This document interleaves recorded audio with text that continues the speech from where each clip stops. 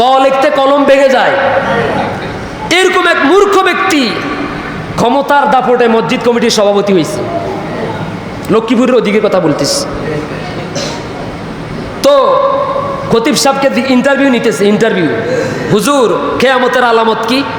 খতিব সাহেব তখন জবাব দিলেন, কেয়ামতের আলামতগুলোর মধ্যে 1 নম্বর আলামত হলো মূর্খরা জ্ঞানীদের ইন্টারভিউ নিবে।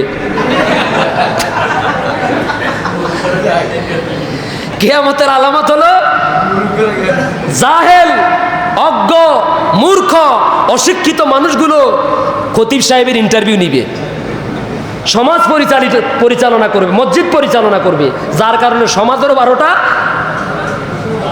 মসজিদেরও 12টা। আছে না নাই? এটা হলো কিয়ামতের আলামত, ঠিক কিনা বলেন?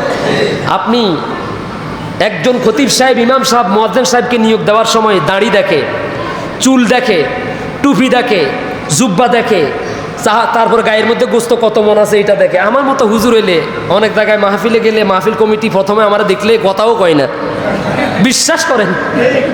মানে ওই যে মোবাইলে তো ভিডিওর মধ্যে তো মোটামুটি একটু মোটা তাজা দেখা যায়, ওই যে ভিডিও ম্যান যারা আছে নুরুদ্দিন ভাই একটু রং টং লাগাই দিলে হুজুরের খুব সুন্দর লাগে,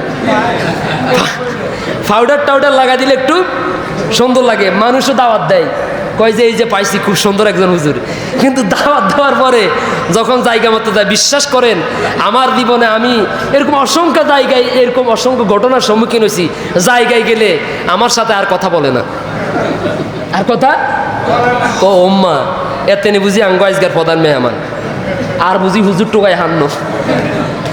কিন্তু আল্লাহর মেহেরবানি, আপনাদের দোয়ায় যখন কথা বলি আল্লাহ যখন সাহায্য করেন, ওই যে লোকটা কথা বলে নাই এবার সবার শেষে স্টেজ থেকে নামার সাথে সাথে কোলাকুলি করার জন্য আগে সবার আগে দাঁড়িয়ে থাকে। আলহামদুলিল্লাহ বলেন। হাযা মিন ফাদলি রব্বি, এটা আমার রবের অনুগ্রহ।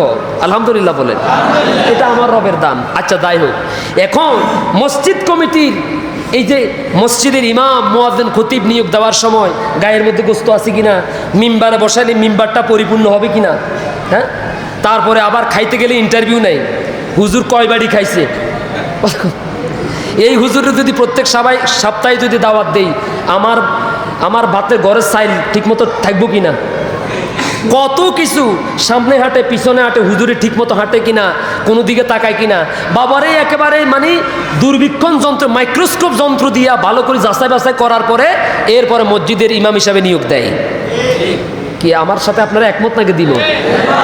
চিন্তা করেন, এ কয়েকজন মুসল্লির ইমাম বানাবার জন্য আপনি এত পরীক্ষা, আবার এলাকায় খবর নাই হুজুরের বউ ঠিকমতো পর্দায় চলে কিনা, হুজুরের বউয়ের সাথে হুজুর ঠিকমতো আচরণ করে কিনা, হ্যাঁ, সব নেওয়ার পরে এবার এত এত যোগ্যতা থাকার পরে কয় যে হুজুর বেতন আলোচনা সাপেক্ষে, বেতন কয় হুজুর মসজিদ সুন্দর ঠিক আছে আপনি দেখছেন, আসলে আমাদের এলাকাটা একেবারে গরিব গরিব, মানে সাইরেলির টান দি, হুজুর আপনার আচার আচরণ আমাদের খুব ভালো লাগছে, বয়ানও ভালো লাগছে, নামাজ কেরাত ভালো লাগছে, কিন্তু হুজুর আপনি তো দেখছেন আমাদের এলাকার মানুষগুলো খুব গরিব, অসহায়, নিঃস্ব, আজকে কয়দিন পর্যন্ত খাইতে পাই না।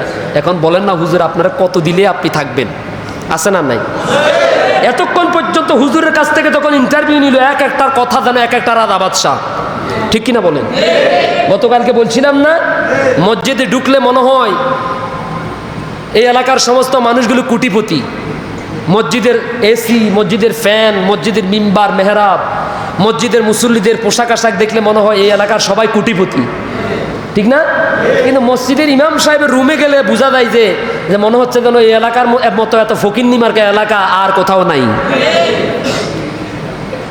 আপনারা মনে কষ্ট পাচ্ছেন না? আপনারা তো চেষ্টা করতেছেন, আলহামদুলিল্লাহ, আলহামদুলিল্লাহ চেষ্টা করতেছেন, আপনারা হবে ইনশাআল্লাহ।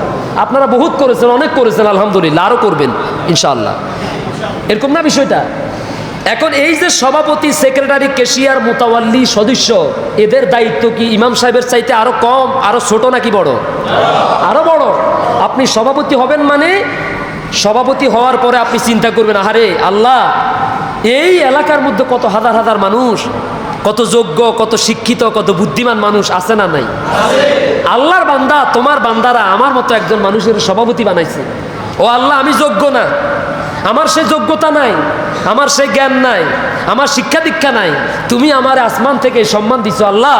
যতদিন পর্যন্ত আমি মসজিদ কমিটির সভাপতি, সেক্রেটারি, কেশিয়ার, মোতাওয়াল্লি সদস্য থাকবো, আল্লাহ আমার আচরণে, আমার কথাবার্তার দ্বারা যেন কোনো মানুষ কষ্ট না পায়, মসজিদের কোনো ক্ষতি না হয়, মসজিদের ইমাম, মুয়াজ্জিন, খতিব, খাদেম কেউ যেন আমার আচরণে কষ্ট না পায়। আল্লাহ তুমি আমার যথাযথভাবে শেষ পর্যন্ত, শেষ ঘন্টা পর্যন্ত দায়িত্ব পালন করা তৌফিক দিয়ে দিও। এটা না হওয়ার কথা ছিল, ঠিক কিনা বলেন? তার কারণ কি? সে বিনয়, সে ভদ্র, সে চিন্তা করে এত মানুষ এলাকার মধ্যে, এত মানুষের মধ্য থেকে আমারে বাছাই করছে। কার ঘরের সভাপতি? জোরে বলেন, কার ঘরের সভাপতি? আপনি আল্লাহর ঘরের সভাপতি। সুবহানাল্লাহ। আপনার মর্যাদা, আপনার দাম, আপনি ভাবতেছেন আমি আলামিন বাজার এলাকার একজন ব্যবসায়ী, অথবা একজন কৃষক, অথবা আলামিন বাজার মাদ্রাসার একজন শিক্ষক, অথবা ইত্যাদি।